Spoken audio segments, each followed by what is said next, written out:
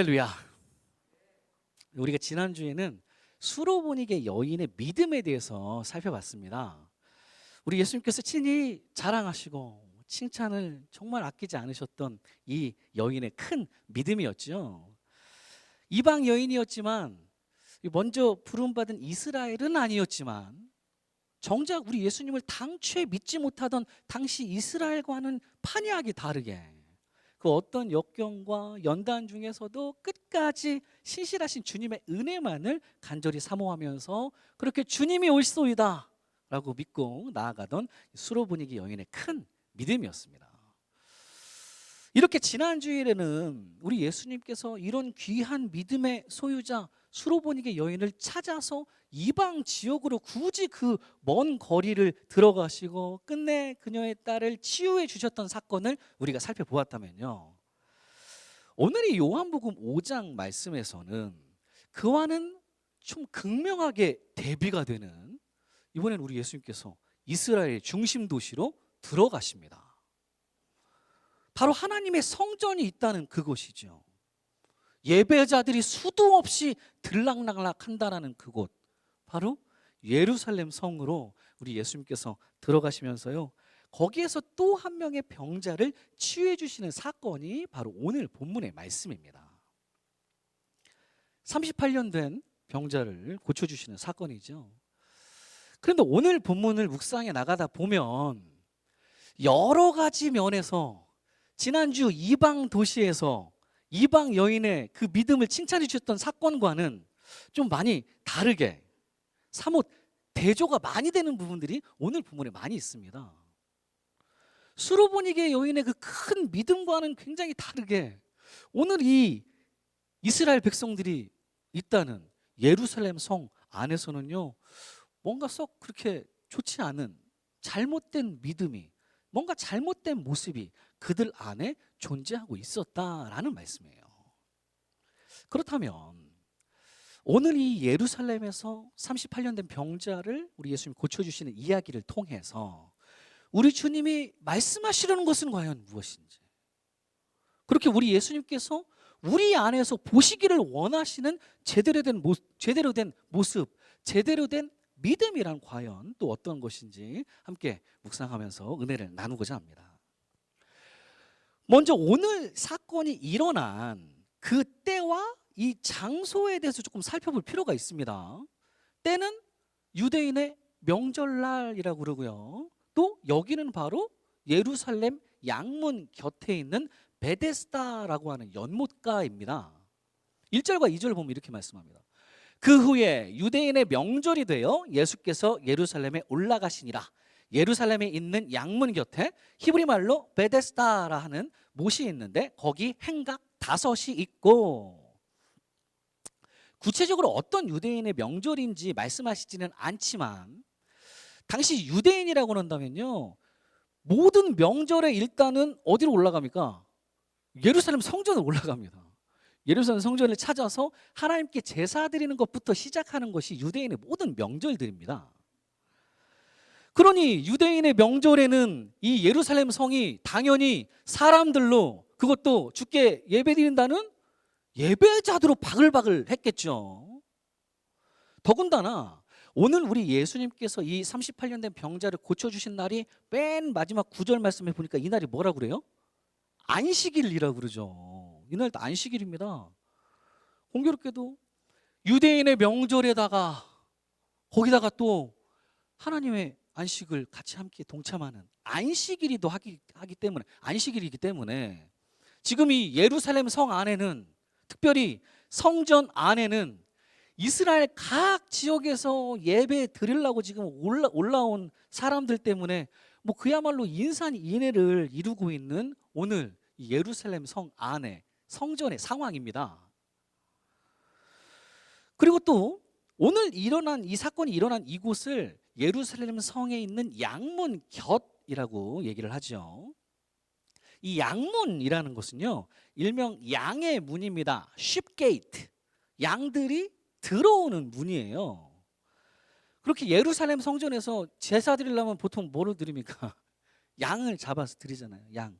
그래서 하나님께 제물로 바쳐드리는 양들이 들어오는 예루살렘 북동쪽에 있는 이 문이 바로 양문이라는 겁니다. 이 재미있는 것은요, 과거 구약에서 느헤미야가 무너졌던 예루살렘 성벽을 이제 재건할 그 당시에 문들을 다시 지어야 되잖아요. 근데 총 10개의 문을 짓는데 10개의 기준으로 해서 예루살렘 성을 다시 이제 세워 나가는데, 그때 가장 제일 먼저 지어진 문이 뭘까요? 당연히 양문이겠죠. 양문이 제일 먼저 지어집니다. 그 말은 뭡니까? 이 성의 중심은 하나님께 제사 드리는 게 가장 먼저다. 예배 드리는 게 가장 먼저다. 그래서 양문이 제일 먼저 지어집니다. 거기다가 또 이런 특징이 있어요. 양문에는 느헤미야 3장 1절 말씀 보면 이렇게 말씀합니다. 그때에 대제사장 엘리야십이 그의 형제 제사장들과 함께 일어나 양문을 건축하여 성별하고 라는 표현이 나오죠. 이때가 이제 느헤미야가 예루살렘 성벽을 당시 재건을 할 때 양문을 지을 때입니다. 다른 어떤 문보다도 양문이 제일 먼저 지어지고요. 그리고 또 다른 문들과는 다르게 이 양문만큼은 성별했다라고 얘기를 하죠. 성별은 거룩하게 구별했다라는 뜻입니다. 거룩하게 구별했어요. 다른 문에서는 그렇게 안 하는데요, 양문은 그렇게 합니다. 이 정도로 과거 느헤미야가 무너진 예루살렘을 다시 세울 때는요, 하나님께 드리는 예물이 가장 먼저인 곳, 바꿔 얘기하면 예배가 가장 먼저인 곳이 이 예루살렘 성이었기 때문에 오늘 이 양문이라는 곳이 예루살렘의 가장 문들 중에서도 가장 중심문입니다. 계속 이 사실 좀 머릿속에 기억해 주셔야 돼요. 오늘 지금 이 유대인의 명절 안식일, 또 양문이라는 거, 또 오늘은 이 베데스다 연못가에는요 2절 말씀을 다시 보면 뭐가 있어요? 거기 행각 5이 있고 라고 얘기를 하죠. 행각이라는 곳이 뭐 한두 개 있는 곳이 아니라 무려 5개나 거기 있었다라고 얘기를 합니다. 이 행각이라는 건요, 이 신약의 단어로는 스토아라고 얘기를 합니다. 지붕이 이렇게 있고 기둥이 두 기둥이 이렇게 세워져 있어서, 그리고 앞에 약간 높게 올라와 가지고 스테이지처럼 만들어 놨어요. 마치 오늘 이 강대상 같은 이걸 생각하시면 될 것 같습니다. 마치 연설하는 사람들을 위한 스테이지처럼 만들어진 곳이 바로 이 스토아, 이 행각이라고 합니다. 주랑이라고도 불리는데요, 거기 올라가서 누군가 많은 대중들을 향해서 뭐를 선포하거나 가르쳐주기 쉽게 만들어진 곳이 바로 행각, 스토아예요. 뭐 가르치는 사람들이 이제 스토아 학파라는 표현이 바로 행각에서 나왔는데요. 아무튼 요한복음 10장에도 가보면 우리 예수님께서 솔로몬의 행각이라고 하는 곳에서 사람들 앞에 말씀을 선포하시기도 하고요. 또 사도행전 3장에 나중에 가보면 베드로 역시도 이 솔로몬의 행각이라고 하는 데서 안전뱅이를 일으키 세우고, 마찬가지로 많은 사람들 앞에서 하나님의 말씀을 당당하게 선포하는 그런 사건이 바로 행각이라는 데서 있습니다. 그러니 성경에서 행각은 뭐 하는 데입니까? 하나님의 말씀을 선포하는 데입니다. 하나님의 말씀, 하나님의 말씀 계속 대중들에게 선포하기 쉽게 만들어진 그런 공간이에요. 이게 무려 5개나 거기 있었대요. 베데스다 연못가. 이렇게 오늘은 유대인의 명절이고 또 안식일이기 때문에 예루살렘 성 안에는 사람들이, 특히 예배자들이 되게 많이 왔다 갔다 한다는데, 게다가 여기는 예배가 먼저인 예루살렘 성의 중심문 양문 옆에 곁이라는데, 심지어 여기에는 하나님의 말씀을 선포하는 장소인 행각이 5개나 있었다는데, 어째 오늘 이 베데스다 연못가의 실제 모습은요, 이런 사람들만 가득 찬 모습입니다. 2절 3절 다시 보면요, 예루살렘에 있는 양문 곁에 히브리 말로 베데스다라는 못이 있는데 거기 행각 5이 있고 그 안에 많은 병자, 맹인, 다리 저는 사람, 혈기 마른 사람들이 누워 물의 움직임을 기다리니. 오늘 일어난 사건의 끝입니다. 분명 지금 예루살렘 성 안에는, 성 전에는 예배자들로 가득 차 있다는 사실과는 굉장히 대비가 되는 모습으로, 어째 오늘 이 베데스다에는 정상인은 하나가 없습니다. 그 많은 예배자라는 사람들은 하나 보이지를 않습니다. 그저 많은 병자들, 맹인, 다리 저린 사람들, 혈기 마른 사람들만 그냥 힘없이 누워서 예배도 없이 그저 그냥 물의 움직임만 기다리고 있다라는 말씀입니다. 진정한 예배자라고 한다면 어느 누구 하나는 예루살렘 성전에서 하나님께 예배 드리면서 오다 가다 이곳 지나요, 안 지나요? 이거 중심문이니까. 지나가다 보면 이 사람들에게 마음을 쓸 법도 한데요. 그렇게 여기서 이 병자들과 함께 예배도 드리면서 행각에서 하나님의 말씀도 나누는 그 누군가는 있을 법도 한데, 정말 안타깝게도 오늘 이 유대인의 명절에는, 오늘 안식일이라는 이 날에는 여기에는 그저 누워있는 많은 병자들 밖에는 아무도 없었다라는 사실입니다. 바로 이곳에 오늘 우리 예수님께서 친히 유일한 정상인으로, 아니 뭐 정상을 너무 쓰셨죠. 우리 예수님 온전하신 분으로 오셔서 이들을 직접 방문하고 계신다라는 말씀이에요. 그러면서 이렇게 오늘 사건을 통해서 먼저 우리 예수님께서 말씀하시려는 것은요, 바로 믿음이란, 진정한 예배자가 가지고 있어야 할 제대로 된 믿음이란 그저 성전에서 예배 잘 드리는 겉모양이 예배자의 모습만이 아니라, 그건 당연한 거고요. 그와 동시에 우리의 삶 속에서도 하나님의 말씀 따라서 하나님을 사랑하고 끝? 하나님만 사랑하라고 말씀하셨습니까? 하나님을 사랑하고 네 이웃을 네 몸과 같이 사랑하라 라는 이 귀한 말씀을 내 속에 깊이 새기고 그대로 살아내는 것이, 이게 바로 진정한 예배자의 믿음이다 라는 말씀이에요. 최근에 우리가 이 큐티 말씀에서도 살펴봤었는데요, 마태복음 23장 23절 말씀에서도 우리 예수님께서 동일하게 이렇게 말씀하고 계십니다. 23절 보면요, 화 있을진저 외식하는 서기관들과 바리새인들이여, 너희가 박하와 회향과 근체의 11조는 들이되 율법에 더 중한 바 정의와 긍휼과 믿음은 버렸도다. 그러나 이것도 행하고 저것도 버리지 말아야 할지니라 라고 분명히 말씀하십니다. 저기서 박하, 회향, 근체라는 건요, 음식은 향신료를 얘기합니다. 향신료. 이렇게 너희들이 겉으로는 성전 안에서 온갖 것들의 11조까지, 심지어는 향신료들의 11조까지 과하게 다 바치면서 너희 속으로는, 실제 성전 밖에서의 삶에서는 율법에 더 중한 바, 말씀이 그렇게 강조하시는 정의, 긍휼, 믿음은 너희가 버리면서 살아가고 있구나 라고 꾸짖으시는 우리 예수님의 말씀이십니다. 진짜 예배자라고 한다면 우리 예수님의 말 맞다나 이것도 행하고 저것도 버리지 않아야 되죠. 둘 다 해야 됩니다. 그렇게 완전한 양의 문 대신, 내 삶의 중심 대신 우리 주 예수 그리스도께서 우리 안에 정말 보시기를 원하시는 그런 아름다운 믿음의 예배자, 주님이 찾으시는 교회가 바로 저와 여러분 모두가 되시기를 간절히 축원합니다. 당연히 겉으로도요, 예배자답게 성전 안에서 하나님 앞에 거룩하게 예배 드리면서 정성스럽게 예물을 드리면서 살아가야 마땅하겠지만, 그보다 더 훨씬 중요한 바라고 얘기를 하십니다. 율법에 더 중요한 바가 저거래요. 정의와 긍휼과 믿음, 요거를 가지고 우리가 말씀 따라 제대로 살아내야지만이 그 사람이 바로 진짜 예배자라는 말씀이에요. 이렇게 정의와 긍휼과 믿음이 있는 예배자라면 분명히 겉으로도 자연스럽게 거룩한 예배자의 모습이 막 드러나게 되는 거죠. 하지 말라고 그래도 막 나오잖아요, 우리가. 정의와 긍휼과 믿음이 있는 예배자, 정의가 뭡니까? 그러면 그리스도인의 정의란 바로 의로우신 성경 말씀 따라서 제대로 따라가는 겁니다. 늘 오르신 하나님의 정의를 성경 말씀 따라 내 안에 가지고, 긍휼은 뭐예요? 긍휼은 헤세드죠. 헤세드, 긍휼, 하나님의 사랑의 마음.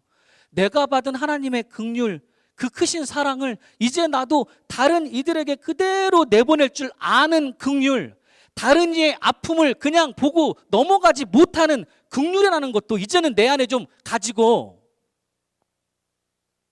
그리고 마지막이 믿음입니다.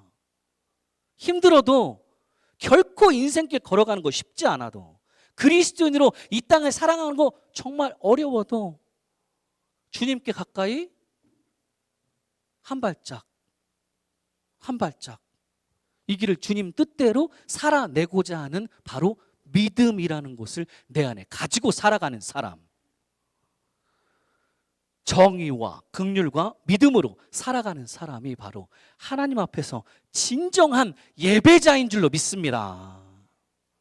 오늘 본문에서 유대인의 명절 안식일, 예루살렘 양문 곁에 행각이 5개나 있다는 이 베데스다 연못가에서는 이런 진정한 믿음의 예배자가 아무도 없었다라는 당시 이스라엘의 참 안타까운 모습들을 기억하시면서요, 바라기는 이 시대의 이스라엘로 예배자로 부름을 받은 우리들은 늘 저 3가지 정의와 긍휼, 믿음으로 살아가는 예배자답게 연약하고 고통당하고 있는 이들과도 함께 하나님께 영광을 돌릴 줄 아는 예배자, 또 맡겨주신 모든 이들과도 함께 하나님의 말씀을 제대로 나누고 증거할 줄 아는 예배자, 그렇게 완전하신 우리 주 예수 그리스도께서 우리 안에 정말 보시기를 원하시는 진짜 아름다운 예배자의 삶을 살아가시는 저 여러분 모두가 되시기를 간절히 축원합니다.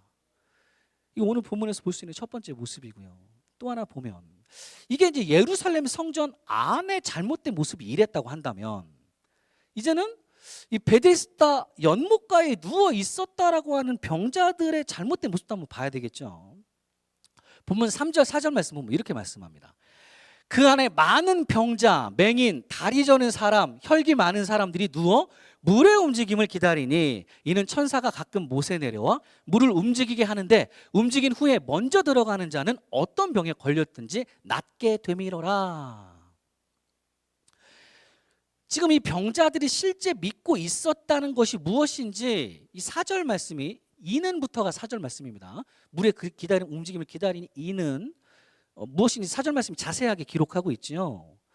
천사가 가끔 이 베데스다 못에 내려와서 물을 움직이는데 바로 그때 제일 먼저 들어가는 사람은 어떤 병에 걸렸든지 다 낫게 된다 라는 이것을 지금 굳게 믿으면서 그저 물의 움직임만을 간절하게 기다리고 있다라고 하는 이 병자들의 믿음이라는 겁니다. 당시 이 사람들이 저렇게도 굳게 믿고 있었다라고 하는 저 천사의 기적이 이 베데스다 연못에서 실제 이대로 있었느냐 없었느냐 하는 부분에 대해서는요, 이 학자들 사이에서 이견이 좀 있습니다. 당연히 어떤 사람들은 누군가 병자가 여기서 고침을 받은 사건이 진짜 있었기 때문에 실제 목격했던 이들을 통해서 이런 믿음이 생겼다라고 보기도 하고요. 반면에 이 천사의 기적이라는 것은 그저 사람들이 만들어낸 소문일 뿐이다. 아마 유대 지도자들이 성전 근처에 자꾸 얼씬대고 막 구걸하는 병자들을 여기 베데스다 한 곳에서 몰아놓으려고, 그래서 개토처럼 이렇게 가둬놓으려고 병자들의 간절함을 이용해서 거짓 소문을 꾸민 거다라고도 봅니다. 뭐 정말 유대 지도자들이 나서서 이런 소문을 꾸몄는지는 몰라도 적어도 그냥 방치해두고 내버려 둔 건 사실입니다. 뭐 이게 사실이든 뭐 천사의 기적이 사실이든 소문이든 간에 가장 분명한 것은요, 지금 이 병자들이 하나같이 믿고 있다는 이 4절의 부분이, 저 4절의 부분이 안타깝게도 우리 하나님에 대해서 상당히 왜곡된 신앙을 갖게 한다라는 것만큼은 분명한 사실입니다. 성경에서 우리 하나님께서는 분명 천사를 통해서도 일하시기 때문에 4절의 앞부분인 이 천사의 등장은 문제가 안 되지요. 뭐가 문제입니까? 그런데 천사가 내려와 이제 그 다음이 문제예요. 그 뒷부분이 문제입니다. 천사가 내려와서 물을 움직이는데 그 후에 제일 먼저 들어가는 사람은 어떤 병에 걸렸든지 낫게 된다? 그렇게 가장 먼저 1등으로 들어가는 사람만 우리 하나님께서 고쳐주신다? 그래서 병자들이 너도 나도 할 것 없이 막 물이 움직일 때 서로가 서로를 막 이기려고 짓밟고 막 경쟁하고 내가 먼저 가야 돼, 내가 먼저 살아야 돼 막 이러고 뛰쳐 들어가도록 우리 하나님이 그냥 내버려 두신다? 무슨 first come first serve도 아니고요. 먼저 온 사람 먼저 서버, 이거 아니잖아요. 이건 한참 잘못돼도 많이 잘못된 우리 하나님에 대한 왜곡된 신앙입니다. 베데스다, 지금 여기가 베데스다예요. 베데스다라는 거 하면요, 풍성히 부어주시는 집, 뭐 벳이라고 하면 집이죠. 베델할 때 집이라는 뜻이나 벳. 그리고 헤세드가 여기 나옵니다. 베데세드, 베데스다. 그러면 긍휼의 집이라는 뜻이에요. 은혜의 집이라는 뜻입니다. 그렇게 우리 하나님께서 풍성한 은혜를 부어주신다는 이 은혜의 집에서 우리 하나님 오케이 1등만 고쳐준다? 이거는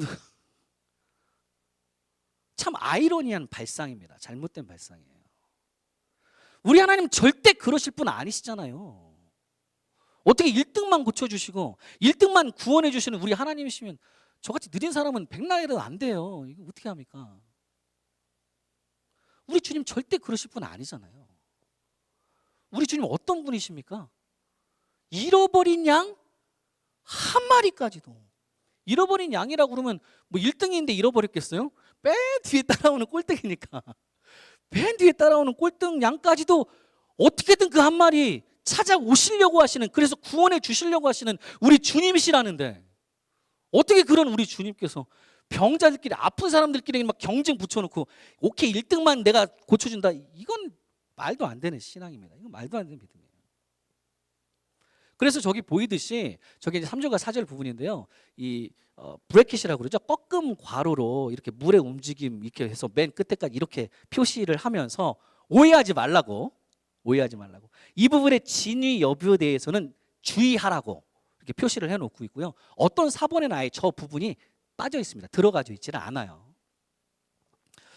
이렇게 하나님에 대해서 그릇된 믿음을 가지고서 그저 누워 물의 움직임만을 기다리고 있다라고 하는 이 병자들 중에서 그 대표격인 사람이 바로 38년 된 병자이지요. 복음서에서 우리 예수님께서 누군가를 이렇게 고쳐주실 때 대개는 그 사람이 어디가 아픈지는 다 나옵니다. 밝혀주시는 게 사실이에요. 뭐 중풍병에 걸렸다거나 뭐 앞을 보지 못한다거나 뭐 이런 것들이 병명이 분명히 있는데, 유독 오늘 이 병자에게는 병명에 대해서 이 사람이 대체 어디가 아픈지를 말씀하고 계시지 않습니다. 딱 하나 우리가 알 수 있는 게 정보가 기간이지요. 이 사람이 얼마 동안 아팠는지. 38년이라는 오랜 기간 동안에 이 병을 가지고 살아왔다라는 것만 이 사람에 대한 유일한 기록입니다. 38년이라고 한다면 우리 자연스럽게 구약에서 출애굽한 이스라엘 민족이 광야 생활 몇 년 동안 했습니까? 구체적으로 38년 동안 했죠. 나와가지고 출애굽 나와가지고 이제 총 돌아 40년이지만 이제 그 광야 민수기에는 38년입니다. 그 38년 동안 광야에서 방황했던 그 기간과 똑같은 기간입니다. 그렇게 마치 이스라엘 민족들이 예전 가나안 땅에 그 땅을 약속해 주신 우리 하나님의 약속을 믿지 못하다가 38년 동안 이제 방황하게 되는 거잖아요.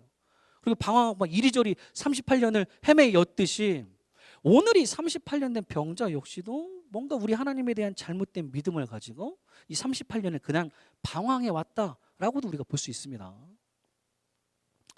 저기 3절 말씀의 끝자락처럼 뭘 기다린다고 합니까? 누워 물의 움직임만을 기다리면서 방황하고 있는 이 38년 된 병자를 포함한 저기는 모든 병자들의 모습이죠. 아니, 우리 하나님을 향한 진정한 믿음이 있다라고 하면 우리는 누구를 기다려야 됩니까? 아니, 물어보는 거예요. 저 기다린다고 그러니까 우리는 어떤 기다림이 있어야 됩니까? 누구를 기다림이 있어야 돼요? 믿는 자라면 주님을 기다리는 믿음이 있어야 되잖아요. 근데 저긴 누굴 기다린답니까? 그러지를 못하고 물의 움직임이라는 건 이제 뭐 그릇된 것이죠. 헛된 것을 오늘 또 기다리며 방황하는 모습을 지금 보여주고 있다는 겁니다. 특별히 저 3절 끝자락을 다시 보면 저 빨간색으로 되어 있는 제대로 물의 움직임을 기다린다는 것도 아니고요. 어떻게 물의 움직임을 기다린대요? 누워 있답니다. 누워 있어. 누워서. 우리가 누군가를 제대로 기다린다면 누워서 기다릴 수 있나요? 그렇게 기다릴 수는 없죠. 물의 움직임을 기다릴 거면 진짜로 적어도 누워 있지는 말고 어떻게든 레디를 할 채비를 하고 있어야 되는데 지금 굉장히 무기력하게 살아가고 있는 이 병자들의 모든 부분들, 그들의 신앙까지도 그대로 대변해주고 있는 부분이 바로 저 빨간색 부분이에요. 누워 물의 움직임을 기다리니. 이렇게 여느 병자들처럼 누워 물의 움직임을 기다린다는, 바꿔 얘기하면 무기력증에 빠져서 헛된 것을 기다리고 있다라고 하는 이 38년 된 병자 앞에 드디어 우리 예수님께서 나타나시지요. 6절 말씀 보면 이렇게 말씀하십니다. 예수께서 그 누운 것을 보시고 병이 벌써 오랜 줄 아시고 이르시되 네가 낫고자 하느냐. 지금 우리 예수님께서 말씀하시는 네가 낫고자 하느냐, 이 말씀이 얼마나 소중한 말씀인지 우리 알잖아요. 지난주에 수로보니게 여인은 이거 듣고 싶어도 듣지 못했던 말씀인데, 그죠? 그리고 저 부분은요, 특히 이 요한복음에서요, 처음으로 우리 예수님께서 누군가에게 먼저 다가가셔서 너 낫고자 하느냐? 라고 말씀해 주시는 정말 은혜의, 전적인 은혜의 장면이 바로 저 장면입니다. 그 전까지는요, 우리 예수님께서 직접 나선 일이 없으세요. 첫 번째 이적인 가나 혼인잔치에서도 누구의 요청이 있었습니까? 어머니 마리아의 요청이 있었죠. 그래가지고 예수님께서 물이 포도주가 되는 이적을 베푸셨고요. 그 다음에 일어나는 이적 사건이 왕의 신하의 죽어가는 아들을 살리는 사건인데요. 그것도 이 신하가 먼저 우리 예수님께 막 간절하게 구해가지고 우리 예수님께서 말씀으로 이 아들을 또 살려주시는 기적을 베풀어 주셨습니다. 또 우리가 지난주에 봤던 것처럼 수로보니의 여인의 이야기와도 비교해 봤을 때 이 여인의 간곡한 요청에도 불구하고 처음 우리 예수님께서는 대꾸도 안 하시고 눈길도 주지 않으셨잖아요. 그것에 비하면 오늘이 베데스다의 38년 된 병자는요, 뭐 이 사람이 요청도 하지 않았는데도 그저 우리 예수님께서 먼저 다가가 주시고 이 사람의 믿음 없음을 아신 거죠. 믿음 없음을. 그래서 네가 낫고자 하느냐 라고 물으시고 이 병자를 친히 고쳐주신다라는 겁니다. 심지어 이 38년 된 병자는요, 지금 우리 예수님이 누구신지 아무것도 모르고 있죠. 그러니 우리 예수님의 질문에 네가 낫고자 하느냐 그러면 그 답은 뭐가 됩니까? yes? 아니면 no를 해야 되겠죠. no, do you라고 물어봤잖아. yes I do 아니면 no I don't 이렇게 얘기를 해야 되는데 전혀 다른 동문서답을 합니다. 이어진 7절 말씀 보면요, 병자가 대답하되 주여 물이 움직일 때에 나를 못에 넣어주는 사람이 없어 내가 가는 동안에 다른 사람이 먼저 내려가나이다. 여기서 이 사람이 외치는 주여라는 것은 지금 우리가 말하는 주여하고는 많이 다른 겁니다. 당시에는 이제 보통 성인 남성들을 일반적으로 지칭할 때 쓰였던 sir 정도의 표현이에요. 사실 우리 예수님이 나의 병을 낫게 만들어 주실 수 있으신 진짜 구세주 주님이라는 사실을 알았다면 이 지난주 수로보니게 여인처럼 우리 예수님이 주 다윗의 자손 메시아라는 사실을 제대로 알고 있었다면 당연히 우리 예수님께서 네가 낫고자 하느냐라고 물어보실 때 뭐라고 대답합니까? 아는 사람이라면 Yes, yes, Lord. 네 주님, 제가 낫기를 원합니다 라고 바로 대답을 했을 텐데요. 그러나 이 사람은 우리 예수님에 대해서 전혀 모르고 나중에 자기가 낫게 되어도 그렇게 만들어주시는 우리 예수님의 이름조차도 당시에는 전혀 모르고 있었던 이 38년 된 병자입니다. 게다가 지금 이 사람은 지금까지 자기 병이 낫지 못했던 그 이유에 대해서 베데스다 물이 동할 때 나를 못에 넣어주는 사람이 없어, 나를 도와주는 사람이 없어, 내가 여적 이 모양 이 꼴로 살아갑니다 라고 지금 얘기를 하고 있습니다.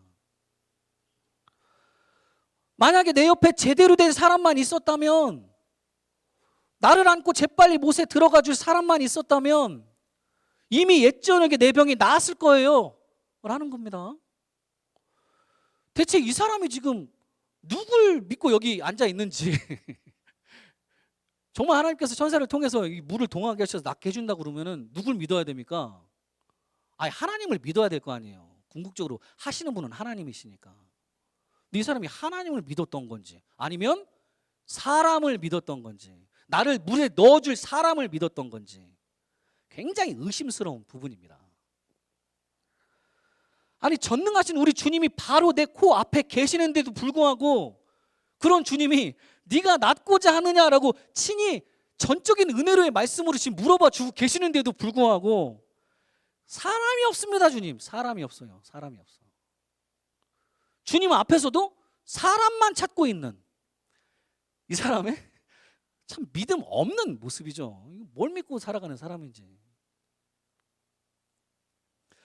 수로보니게 여인의 큰 믿음과는 굉장히 많은 부분 대조가 되죠. 완전 극명하게 대조가 되는 이 38년 된 병자의 모습입니다. 그죠? 물의 움직임만을 기다리면서 뭔가를 믿기는 믿으면서 사는 것 같은데 진짜 주님을 믿는 건지 주님을 기다리는 건지 그게 아니라 그냥 물의 움직임이라는 헛된 것을 기다리고 있는 왜곡된 신앙을 가지고, 또 그나마도 벌러덩 누워서 기다리죠.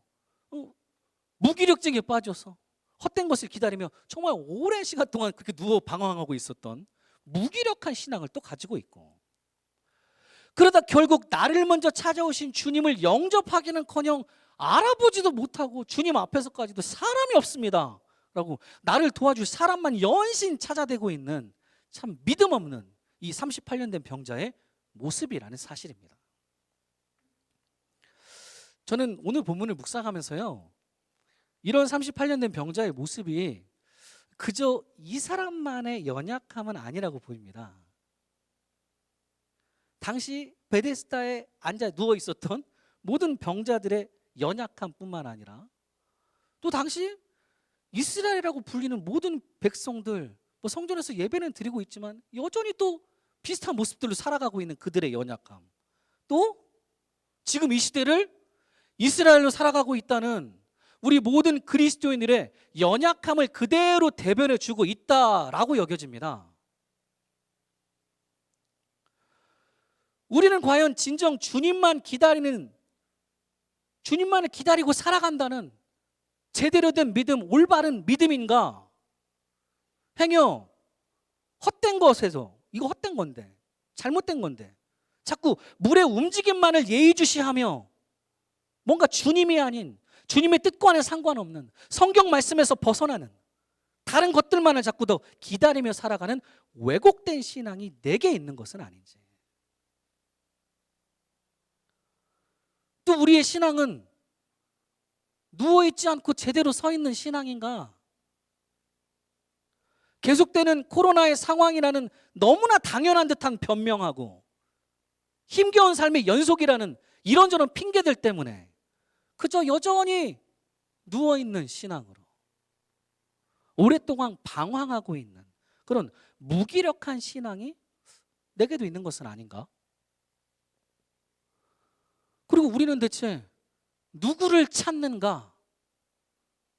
임마누엘의 주님께서 우리와 늘 함께 동행해 주신다고 하시는데도 불구하고 여전히 나를 도와줄 사람이 없어. 어디 있습니까, 주님? 사람만 찾고 있는 그런 나의 신앙은 아닌지, 그런 믿음 없음이 내게도 남아있는 것은 아닌지, 나 자신의 모습을 한번, 우리들의 모습을, 우리 가정을, 우리 교회를 한번 돌아보시면서요, 그러나 이런 우리들인데도 불구하고 우리 주님께서는 이 38년 된 병자에게도 또 지금 우리들에게도 동일하게 분명 이렇게 말씀해 주시며 반드시 우리를 고쳐주시고 회복해 주시는 줄로 믿습니다. 본문 마지막이죠. 8절 9절 말씀 이렇습니다. 예수께서 이르시되 일어나 네 자리를 들고 걸어가라 하시니 그 사람이 곧 나아서 자리를 들고 걸어가니라. 이날은 안식일이니. 더 이상 다른 거, 잘못된 거 기다리는 왜곡된 신앙 아니라, 더 이상 누워만 있는 무기력한 신앙 아니라, 더 이상 사람만 찾는 믿음 없음 아니라, 이제는 예수 소망으로 주님 말씀 제대로 붙잡고 올바르게 일어나는 믿음. 또 그간 누웠던 내 자리까지도 다 들고 힘차게 나아가는 예수 능력의 믿음. 그리고 이제는 임마누엘의 주님과 함께 걸어가는 주와 동행하는 믿음. 바로 이런 믿음이 오랜 방황을 뚫고 우리 주 예수 그리스도를 통해서 끝내 치유함을 받게 되는 우리들의 모습이자, 우리 주님께서 친히 회복해 주신다는 진정한 베데스다의 모습들, 말 그대로 그야말로 풍성하게 부어주시는 은혜의 집이 바로 우리의 가정과 우리의 직장과 우리의 교회의 모습들이 될 줄로 확신합니다. 할렐루야. 사랑하는 우리 한인소망교회 성도님들, 오늘은 이 베데스다에서 38년 된 병자를 고쳐주시는 우리 예수님께서 동일하게 우리 안에도 보시기를 원하시는 제대로 된 믿음의 모습들을 한번 살펴봤습니다. 표를 정리해보면 이렇죠. 먼저는 우리 누가 돼야 됩니까? 여기 앉아있다고 예배자 맞나요? 우리가? 분명 아니라고. 우리 예수님도 아니라고 말씀하셨어요. 이것도 행하고 저것도 버리지 말아야 할지니라. 오케이? 그렇게 겉과 속이 동일한 예배자답게 말씀 따라 늘 정의와 긍휼과 믿음으로 하나님을 제대로 사랑할 줄 알고, 또 맡겨진 이웃도 내 몸과 같이 사랑할 줄 아는 믿음의 소유자. 그리고 두 번째는요, 병자한테 말씀하시는 거죠. 일어나 나의 자리를 들고 걸어가는 믿음입니다. 우리 주 예수 그리스도의 말씀 제대로 붙잡고 올바르게 일어나는 믿음. 그리고 그간 누웠던 나의 자리 털고 이제 그 자리까지 들고 힘차게 앞으로 나아가는 예수 능력의 믿음. 그리고 이제는 임마누엘의 주님과 함께 걸어가는 주와 동행하는 믿음이라는 사실 기억하시면서요, 아무쪼록 우리 역시도 이런 믿음의 모습들을 제대로 가지고 진정한 예배자답게 주어진 삶을 살아내면서 더 이상 뭐 때문에 하더라도 어떤 이유 때문이라 하더라도 더 이상은 주저앉아 계시지 마시고요, 이제는 일어나 나의 자리를 들고 주와 동행하며 나아가시는, 그래서 우리 안에 베데스다 은혜의 집을 제대로 세워나가시는 이 시대 진정한 주의 자녀들이 저와 여러분 모두가 되시기를 간절히 축원합니다.